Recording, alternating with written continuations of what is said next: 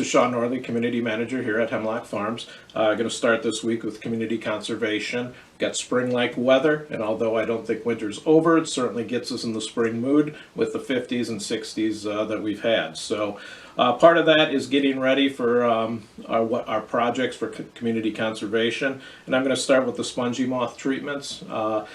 The consultant was out this past fall looking at the areas and evaluating the treatments that we had in 2022, and it does look like it was effective, and we don't have as much areas that will need to be treated in 2023. So we have a meeting here in the next month with them where we're going to finalize that, come up with what treatments need to be done this year, but at least initial reports look like the treatment this year is going to be much less than it was last year. Which is good news, that it's effective, it's working, and keeping spongy moth out of Hemlock Farms as much as possible, which is great.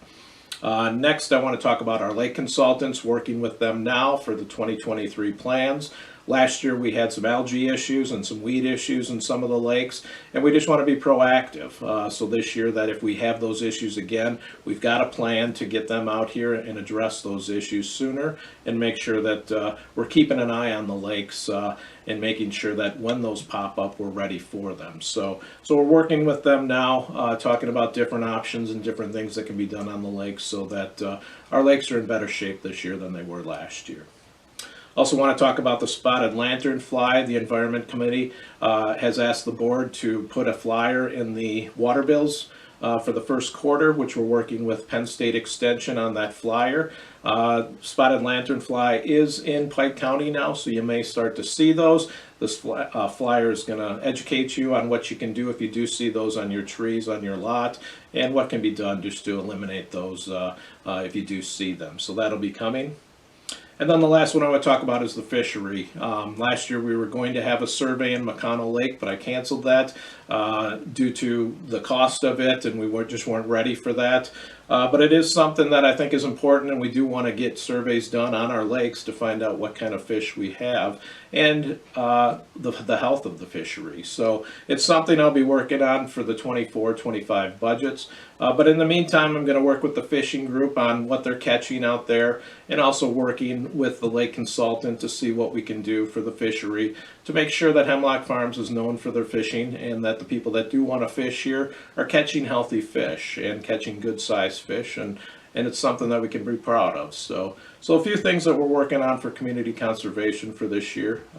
Next, I want to talk about apparel. The rec department is working on our apparel for this year. It is the 60th anniversary, so we're going to be using that logo on our apparel, and we'll have items that are available on property in the admin building, probably in the rec clubhouse also, and then we're also going to have them at events. We're going to set up a booth and sell the apparel there for events throughout the year, so members can get their favorite t-shirt or sweatshirt with the 60th logo or different logos that we offer this year. We're also looking at online purchases. If a member wanted to go online and order something that we might not offer here on property, or maybe a different color that we don't have here on property. So we're working on that. We're hoping to have everything rolled out sometime end of April or first part of May for all that apparel, but that's coming. And then the last thing I want to talk about is Morangi and Curbside service. I'm working with them about toters and taking care of requests for toters, so I don't have an update on that yet. That should be coming hopefully in the next month. But one thing Morangi is asking for us is that if you do have a toter, do not overflow it.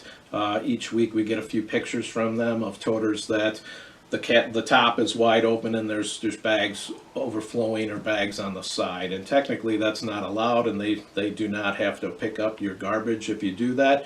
So please make an effort to not do that. Have your toter, if you do have one, with the cover all the way down, and if you have extra garbage, take it to the refuse center or wait for next week to put that in there. So I appreciate your cooperation with that. It'll make things much easier for that curbside service. Last, I just want to talk about the holiday weekend that's coming up. You've got great weather. A reminder that the administration office will be closed on Monday for the holiday, so nobody here for that, but going to be great weather. Everybody enjoy it, and thank you very much.